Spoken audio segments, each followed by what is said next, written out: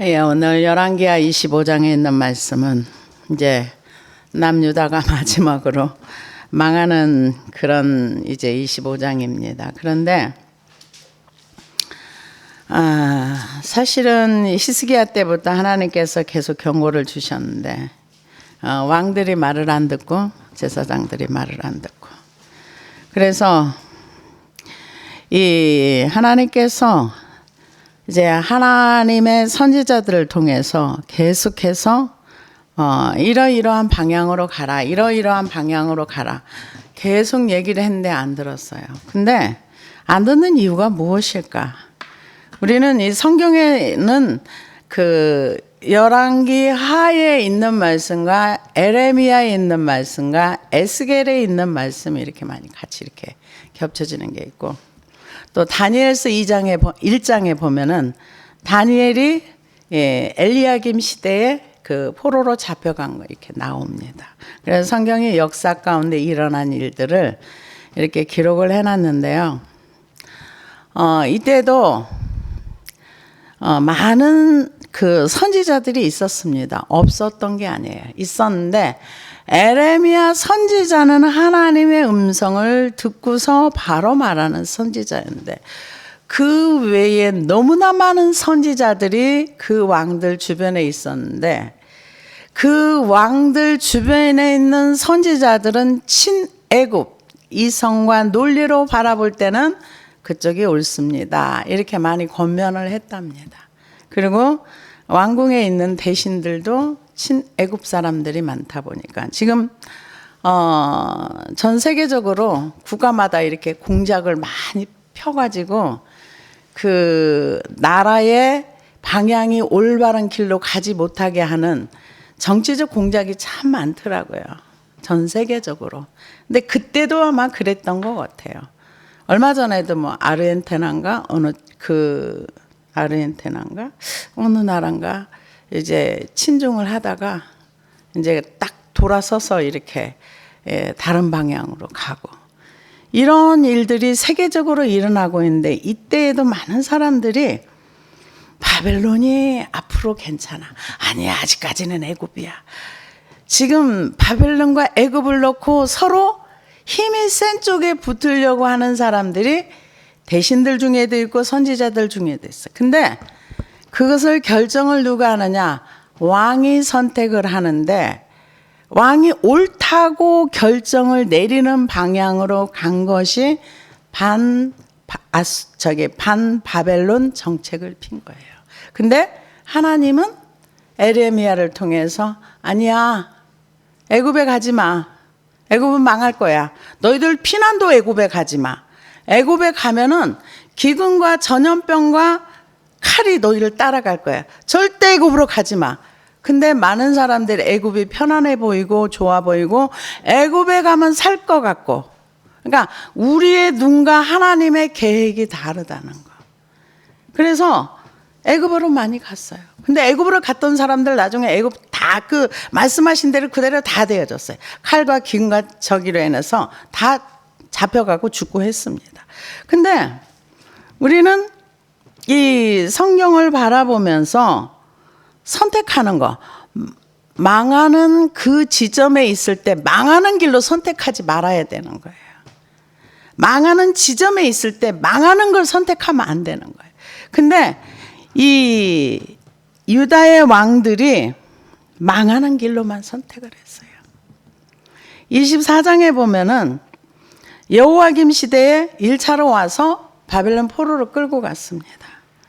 그리고 유다 왕 여호야긴, 이 사람 때도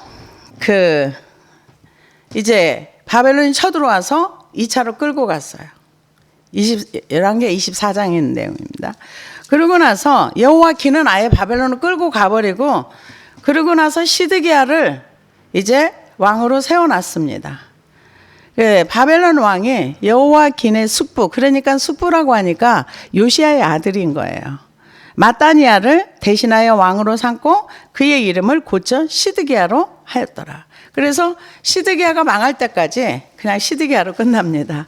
원래 이름은 마따니아. 또 뭐 고니야 이렇게 얘기를 하는데요. 이제 오늘 이 25장은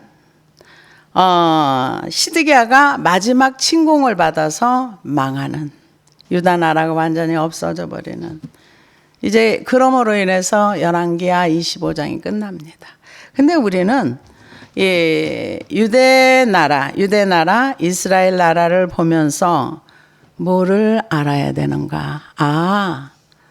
죄는 지이고하를 막론하고 망하는구나. 하나님을 섬기지 않으면 망하는 길로 가는구나. 이거를 우리가 알아야 됩니다.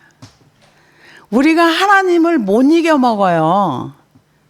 생명의 주인 되신 하나님은 우리가 대적해가지고 내 생명 못 가져가! 아무리 해도 야, 너 오늘 밤에 와. 그러면 가는 거예요. 왜? 그분이 주인이기 때문에 너 와. 그러면 가는 거예요.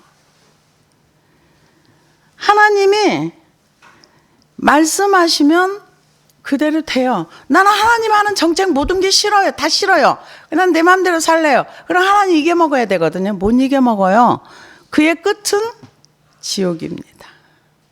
우리가 하나님을 이길 수 없어요. 여러분, 우리가 계산하는 능력이 있어야 돼요. 계산하는 능력 없으면 안 돼요. 우리는 하나님을 절대로 못 이겨요. 이길 수도 없고 그분을 맞짱 뜰 수도 없어요. 그래서 우리는 그분 앞에 그분을 인정하고 그분이 하지 말라 하는 거 하지 말아야 돼요. 근데 그렇게 안 하죠. 다 내가 하고 싶은 대로 하고 사는 거죠. 그래서 하나님이 에레미야 선지자를 통해서 너희가 바벨론에 항복하고 그러면 살아. 이 성전도 안 부셔져. 아무리 말해도 안 들어요. 듣지 않습니다. 왜 안 들을까요? 에레미야 말이 거짓말 같거든요. 자기의 생각에는 성전이 절대로 무너질 것 같지 않고 하나님의 백성은 안 망할 것 같아요. 근데 아무리 하나님의 언약한 백성이라 할지라도 그가 하나님을 떠나고 하나님을 버리고 하나님을 쓰레기 버리듯이 버리고 나면 하나님도 그에 대해서 더 이상 터치 안 하세요.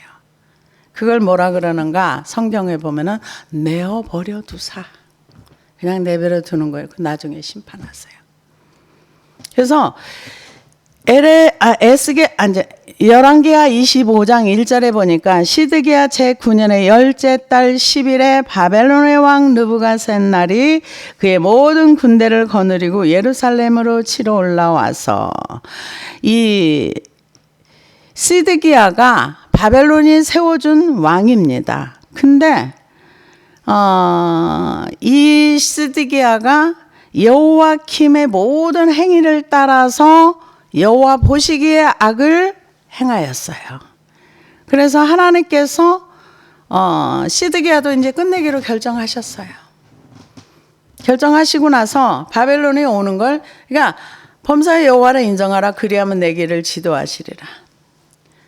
하나님을 인정하는 사람은 하나님 이끌어 가세요. 그러나 인정하지 않는 사람은 하나님 계획대로 그냥 깨부셔버려요. 우리 하나님 절대 이겨먹을 수 없습니다. 요즘은 자녀들이 부모로 이겨먹어요. 요즘은요, 사람들이 힘이 너무 세져가지고 그 소아과 같은 데도 막 민원 넣고 뭐하고 하면 소아과 문 닫고 가버리더라고요. 들어보니까. 그래서 소아과가 어느 지역에 하나밖에 없는 지역도 있다는 얘기를 들었어요. 근데 우리는 하나님을 절대로 이길 수가 없어요. 하나님 못 이겨먹어요. 하나님의 말씀을 따라 순종하여 살면 복을 받고, 하나님을 싫다고 거역하면은 거역한 거에 대한 결과물을 내가 받습니다. 그래서 에레미야 선지자는 시드기야 왕을 향해서 바벨론한테 항복하고 살아라. 그러면은 네가 편안하게 죽을 때까지 편안하게 살 거야. 근데 시드기야는 그 말 안 들었어요. 엘리야김도 2차 바벨론이 쳐들어왔을 때 이제 하나님의 음성을 듣고 에레미야가 그걸 다 써서 이렇게 주니까 엘리야킴이 겨울 궁에 앉아 있다가 말씀을 읽어주는 대로 다 성경을 불태워버린 사람이 엘리야킴이에요. 그러고 나서 이제 마지막 망하는 시드기야 왕이 됐을 때도 이 시드기야도 에레미야를 몰래 불러가지고 야, 하나님한테 뭐 들은 얘기가 없냐? 그랬을 때 그대로 얘기를 해줍니다. 얘기를 해주는데 안 들어요. 에레미야 38장 14절에서 15절을 보니까 시드기야 왕이 사람을 보내어 선지자 에레미야를 여호와의 성전 셋째 문으로 데려오게 하고 왕이 에레미야에게 이르되 내가 내게 한 가지 일을 물으리니 한마디도 내게 숨기지 말라. 에레미야가 시드기야에게 이르되 내가 이 일을 왕에게 아시게 하여도 왕이 결코 나를 죽이지 아니하시리까. 가령 내가 왕을 권한다 할지라도 왕이 듣지 아니하시리이다. 에레미야가 시드기야에게 이르되 만군의 하나님이신 이스라엘의 하나님 여호와께서 이와 같이 말씀하시되 내가 만일 바벨론 왕의 고관들에게 항복하면 내 생명이 살겠고 이 성이 불사람을 당하지 아니하겠고 너와 내 가족이 살려니와 내가 만일 나가서 바벨론 왕의 고관들에게 항복하지 아니하면 이 상이 갈대아인의 손에 넘어가리니 그들이 이 성을 불사를 것이며 너는 그들의 손에서 벗어나지 못하리라 하셨나이다. 에레미야가 이르되 그 무리가 왕을 그들에게 넘기지 아니하리다. 원하옵나니 내가 왕에게 아뢰바 여호와의 목소리에 순종하소서. 그리하면 왕이 복을 받아 생명을 보존하시리라. 그러나 만일 항복하기를 거절하시면 여호와께서 내게 보이신 말씀대로 되리이다. 몰래 불러가지고 에레미야, 야, 하나님이 나한테 뭐 얘기해 준 거 없니? 그랬을 때 이 얘기를 다 해줬어요. 네가 항복하면 살지만 항복하지 않으면 이 성이 불사르고 너는 죽을 거야. 이렇게 얘기를 하는데 근데 에레미야가 뭐라 그래요? 근데 내가 말해도 당신은 안 들을 거예요. 이게 말 안 듣는 거가요. 이 어려서부터 그랬다 그랬어요. 하나님 말씀 안 듣는 거가 어려서부터 그랬다 그러는데 진짜로 말을 안 들어요. 그래서 하나님께서 이제 마지막으로 에레미야 선지자를 통해서 내가 항복하면 살아. 이 성도 불타지 않고 내 처자와 가족이 다 살아. 그렇게 얘기를 하는데 안 들었습니다. 그리고 바벨론 왕을 배신한 거죠. 시드기야 제9년 10째 달 10일에 바벨론 왕 느부갓네살이 그의 모든 군대를 거느리고 예루살렘을 치러 올라와서 그 성에 대하여 진을 치고 주위에 토성을 쌓으매 그 성이 시드기야 왕 11년까지 제11년까지 포위되었더라. 그해 넷째 달 9일에 성중에 기근이 심하여 그 땅 백성의 양식이 떨어졌더라.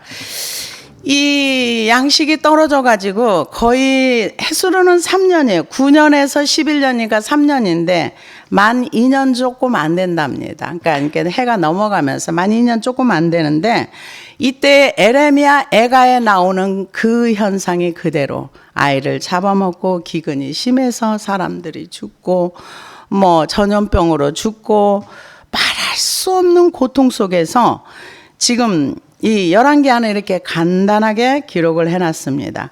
그래서 분명히 에레미야 선지자가 너 항복하면은 성도 멀쩡하고 다 괜찮아. 그러니까 항복해. 근데 바벨론 왕을 배신하고 도망갑니다. 그래서 지금 양식이 다 떨어졌고 바벨론 그 3년 동안 이제 에워싸워 있는데 이제 몰래 도망갑니다.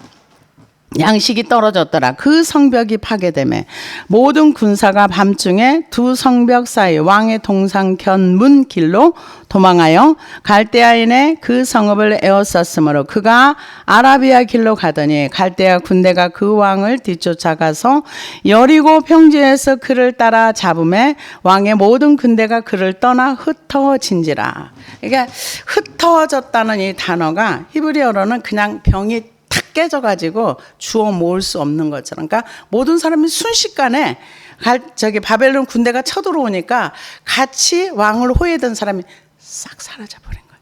어디서 모을 수 없을 정도로 순식간에 다 흩어져 버린 거예요. 그래서 그들이 왕을 사로잡아 그를 림나에 있는 바벨론 왕에 끌고 가매 그들이 그를 신문하니라. 그들이 시드기야의 아들들을 그의 눈앞에서 죽이고 시드기야의 두 눈을 빼고 노사슬로 그를 결박하여 바벨론으로 끌고 갔더라. 그러니까 왕 중에서도 유다 왕 중에서도 참혹한 일을 당한, 살아있는 마지막으로 시드기야 왕이 본 것은 자기 아들이 죽는 거. 그러고 나서 두 눈이 뽑히고 그리고 쇠사슬로 결박해서 끌고 갔다.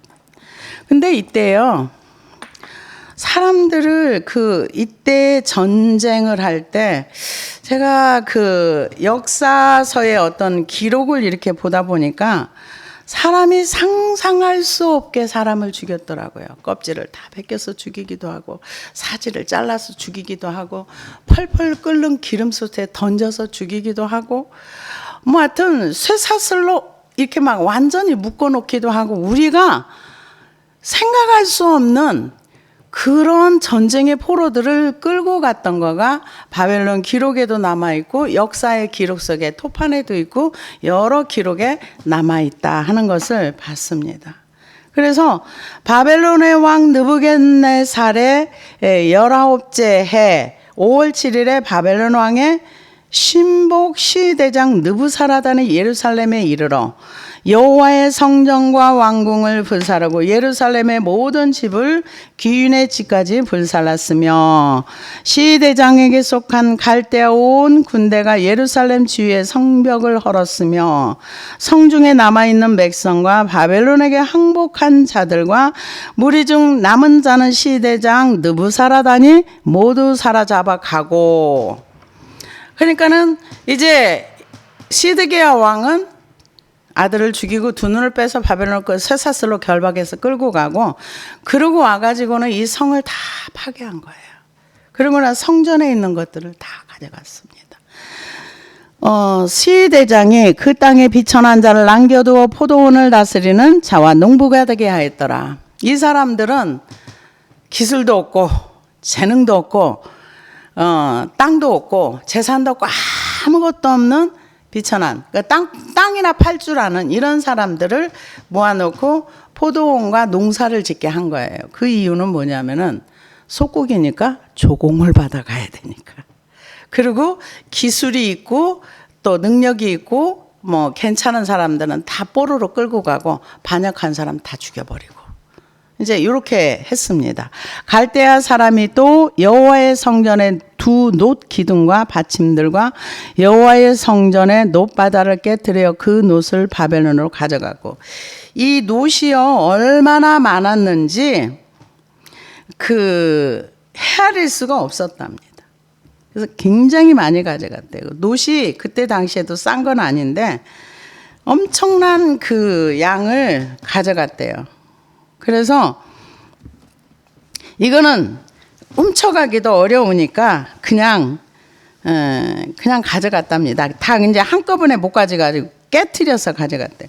근데 이 놋바다 성전에 제단과 입구 사이에 이치에 있었는데 놋바다는 솔로몬이 만든 것으로서 제사장의 목욕 제계를 위한 성구였는데 직경이 4.5m, 깊이가 2.28m, 원 둘레가 13.68m야. 300배럴을 액체를 담을 수 있는 거대한. 그러니까 엄청난 거예요. 10몇 미터. 그러니까 이게 놋으로 전부. 그런데 이제 이것은 황소가 12마리 떠받쳐 있었던 거예요. 역대하 4장에 나와 있는데 12마리 황소가 놋바다를 이렇게 떠받쳐 있는데 이걸 다 놋으로 만들었는데 이거를 다 가져갔다는 거죠. 그러니까 이게 그냥 우리 지금처럼 뭐 트럭으로 싣고 간 게 아니라 그러니까 어마어마한 노획물을 가져간 거예요. 성전에 또 금은 보석은 얼마나 많았어요. 싹 가져간 거죠. 그래서 바벨론으로 가져가고 또 가마들과 부삽들과 부집개들과 숟가락들과 성길대에 쓰는 모든 녹그릇을 다 가져갔으며 시대장이 또 불 옮기는 그릇들과 주발들 곧 금으로 만든 것이나 은으로 만든 것이나 모두 가져갔으며 또 솔로몬이 여호와의 성전을 위하여 두 기둥과 한 바다와 받침들을 가져갔는데 이 모든 기구의 논무게를 헤아릴 수 없었으니 얼마나 많았는지 말할 수 없이 많은 이런 성전의 기구들을 가져갔다. 그 기둥은 높이가 18규빗이요 그 꼭대기는 논머리가 있어 높이가 3규빗이요 그 머리에 둘린 그물과 석류가 다 노시라. 다른 기둥의 장식과 그물도 이와 같았더라. 양을 측정을 안 하고 그냥 성전에 지을 때 그렇게 됐다. 그냥 이렇게만 얘기를 합니다. 그래서 시대장이 대제사장 스라야와 부제사장 스바냐와 성전 문지기 3사람을 사로잡고 또 성중에서 사람을 사로잡으니 그 군사를 거느린 넷이 1사람과 또 성중에서 만난 바 왕의 시종 5사람과 백성을 징집하는 장관의 서기관 1사람과 성중에서 만난 바 백성이 60명이다. 시대장 느부사라단이 그들을 사로잡아 가지고 림나 바벨론 왕에게 나아가매 바벨론 왕이 하마 땅 림나에서 다 쳐 죽였더라. 이와 같이 유다가 사로잡혀 본토에서 떠났더라. 이제 여기에서 이렇게 남아서 항복도 하지 않냐고 있던 사람들은 다 죽여버렸어요. 왜 죽였을까요? 얘네들은 언제든지 반란을 일으킬 수 있는 사람들이다 해가지고 한 곳으로 모아가지고 싹 죽여버렸어요. 그래서 하나님께서 어려운 상황 가운데서 에레미야를 통해서 뭐라 그랬느냐, 에레미야를 통해서 환상을 보여줬을 때 이 무화과를 보여줬습니다. 이스라엘을 상징할 때 무화과로 비유를 많이 합니다. 두 광주리의 무화과를 보여줬는데 한 강주리는 무화과를 향해서 뭐라고 얘기하나? 악한 무화과다. 근데 한 강주리는 좋은 무화과다. 이렇게 얘기를 하면서 하나님의 에레미야에게 악한 무화과는 이 땅에 남아있는 자고 그 좋은 무화과는 이 포로로 잡혀간 사람들이다. 우리가 생각할 때는 그러니까 우리의 이성과 논리로 하나님의 말씀을 보면은 잘못 해석이 나와요. 왜냐? 사람들이 생각할 때는 고국 땅에 있는 게 훨씬 나아요. 왜? 다른 언어를 배울 필요가 없고. 그래 내 나라 내 땅에 사는 게 가장 좋거든요. 그래서 바벨론으로 포로로 잡혀간 사람들은 일단 노예잖아요. 노예에다가 노예라는 거는 인격이나 인권이나 이런 게 아예 없는 거예요. 그냥 죽임을 당. 하나의 물건이나 가치 없는 어떤 그런 존재들이기 때문에 이게 우리가 이성적으로 생각할 때는 남아있는 사람이 훨씬 더 좋을 것 같아요. 근데 하나님은 항복하고 포로로 잡혀간 그 사람들이 나중에 돌아올 것이다 이렇게 얘기를 해요. 왜요? 그쪽에 간 사람들은 이제 우리가 왜 그랬는가, 왜 이런 결과물이 왔는가 생각했던 사람들, 그런 사람들은 다시 하나님을 찾고 하나님께로 돌이켜서 오는 그런 과정이 있었기 때문에 그들은 좋은 무화과다 이렇게 얘기를 했습니다. 그래서 이 바벨론 사람들이 누구는 잡아서 바벨론으로 끌고 가고, 그러니까는 뭐 다니엘 그 친구들과 이런 사람이 1차로 끌려간 거예요. 우리가 생각할 때는 세상 말로 하면 제일 재수가 없어가 제일 먼저 끌려가고, 다른 사람들은 지금 2차, 3차 시간이 굉장히 많이 갔어요. 이 시드기야만 있은 기간만 해도 11년이에요. 여호와킴이 11년을 했어요. 10년인가 11년 했어요. 그러면 얼마나 긴 시간 동안 하나님이 시간을 주고 또 시간을 줬는데도 결국 회개하지 않으니까 결국 하나님의 계획대로 그냥 실행에 옮기신 거죠. 그래서 본토에서 떠났고 이제 이 사람들은 죽여버렸어요. 다른 사람 포로로 끌려가 살았어요. 근데 여기 지금 남아있던 사람들은 한 곳에 가 다 죽여버렸어요. 유다 땅에 머물러 있는 백성은 고 바벨론 왕 느부갓네살의 남긴 자라. 왕이 사반의 손자 아이감의 아들 그달랴에게 관할하게 하였더라. 모든 지휘관과 그를 따르는 자가 바벨론 왕이 그달랴를 지도자로 삼았다함을 듣고 이에 느다냐의 아들 이스마엘과 가레야의 아들 요하난과 느도바 사람 단후벳의 아들 스라야와 마가 사람의 아들 야시냐와 그를 따르는 사람이 모두 미스바로 가서 그달랴로 나아가매 그달랴가 그들과 그를 따르는 군사에게 맹세하여 이르되 너희는 갈대아인을 섬기를 두려워하지 말고 이 땅에 살며 바벨론 왕을 섬기라. 그리하면 너희가 평안하리라 하니라. 이 그달랴는 에레미야서에 나오는데요. 에레미야가 하는 말을 그대로 믿고 순종하고 따랐어요. 근데 여기에 나오는 이스마엘이라는 사람은 아몬인가 모압과 이렇게 결탁을 해가지고 자기가 지도자가 되고 싶어가지고 나중에 에레미야에서 나오는 얘기는 그달랴를 죽여버렸어요. 그리고 어디로 갔느냐? 하나님이 가지 말라고 한 애굽으로 갔어요. 그래서 나라가 어지럽고 힘들 때에 하나님의 말씀을 따라서 사는 사람이 있고 그 말씀을 따라가는 사람이 있고 자기의 그것을 나라가 어지러울 때 자기의 욕심을 채우려고 하는 사람이 있고 그래서 저는 이 열왕기하 24장 25장을 보면서 우리는 매일 매 순간마다 인생의 방향을 어떻게 갈 것인가 누구의 말을 듣고 살 것인가 이런 걸 생각할 때에 선택을 잘해야 돼요. 잘 택해야 돼요. 할 수만 있으면 어려운 상황 가운데서도 말씀을 따라가는 쪽으로 선택하는 것이 살 길입니다.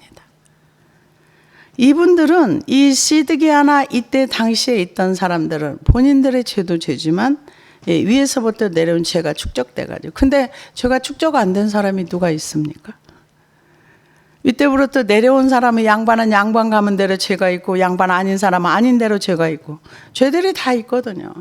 근데 그런 죄들이 있어서 우리가 진노 가운데 있다 할지라도 항상 하나님의 말씀 쪽으로 선택하게 되면 좋은 결과물이 나옵니다. 근데 이 사람들은 이 그달랴라는 사람은 에레미야의 말을 듣고 그 바벨론을 총독으로 바벨론에서 그 이스라엘의 총독으로 세웠을 때 거기에 따르면서 백성을 안심을 시킵니다. 그래서 이 땅에 살며 바벨론 왕을 섬기라. 그리하면 너희가 평안하리라 하니라. 근데 하나님이 뭐라 그래요? 에레미야 선지자를 통해서 너희가 영원한 포로가 아니야. 영원히 나라가 없어지는 게 아니라 너네들이 70년이 차면 돌아올 거야. 다시 돌아올 거야. 그렇게 얘기를 해줍니다. 그런데 그 말을 아무도 안 믿어요. 믿지도 않고 기대도 안 해요. 그러면서 나중에 에레미야가 바벨론 포로로 잡혀간 사람들한테 뭐라 그래요? 너네가 앞으로 70년이 차면 돌아올 거야. 돌아올 건데 그때 너희가 숫자가 적어지지 않도록 거기서 밭도 가꾸고 딸은 시집 보내고 아들은 장가 보내서 너희 수요가 줄어들지 않도록 그렇게 열심히 살아. 그렇게 얘기를 했는데 우리가 에레미야 선지자를 보면은 에레미야 잡아 죽이라 그러잖아요. 하나님이 2년 후에 돌아온다 그러는데 이 에레미야 요즘 말로 하면 이 정신 나간 인생이 70년이나 그렇게 하라고 한다. 근데 누구 말이 옳았습니까? 70년이 옳은 거예요.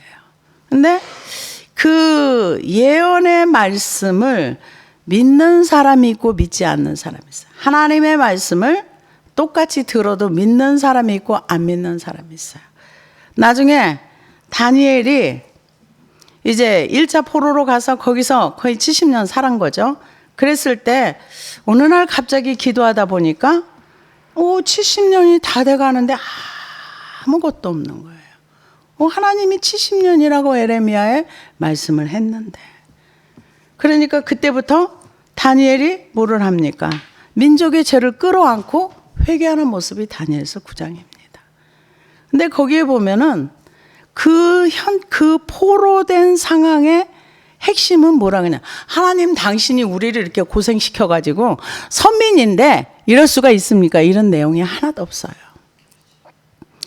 오늘의 우리가 노예가 되고 이런 결과물은 우리 열조와 우리 조상과 우리 백성과 고관들과 내 죄로 인해서 내 죄를 인정합니다.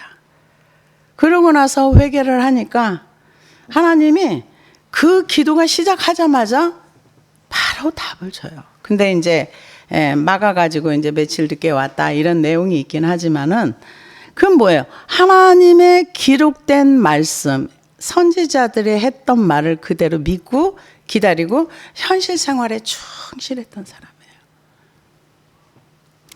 그래서 결국은 그 다니엘에게 하나님께서 뭐를 줍니까? 그 70년 후에 돌아가는 그것도 주지만 이후에 마지막 날에 주님의 재림까지 성경의 역사를 쫙 보여줍니다. 그러고 나서 임봉해라. 그러면서 다니엘을 향해서 하나님께서 너는 은총을 크게 받은 자니라. 우리는 하나님 앞에 가까이 나아가야 돼요. 이거는 누가 강제로 해서 나가는 게 아니라 자기 스스로 하나님을 향해 이렇게 갈 때 하나님이 그 은총을 내려주는 줄로 믿습니다.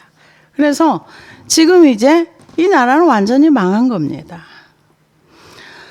7월에 왕족 엘리사마의 손자 느다니아의 아들 이스마엘이 부하 10명을 거느리고 와서 그날야를 쳐서 죽이고 또 그와 함께 미스바에 있는 유다 사람과 갈대아 사람을 죽인지라.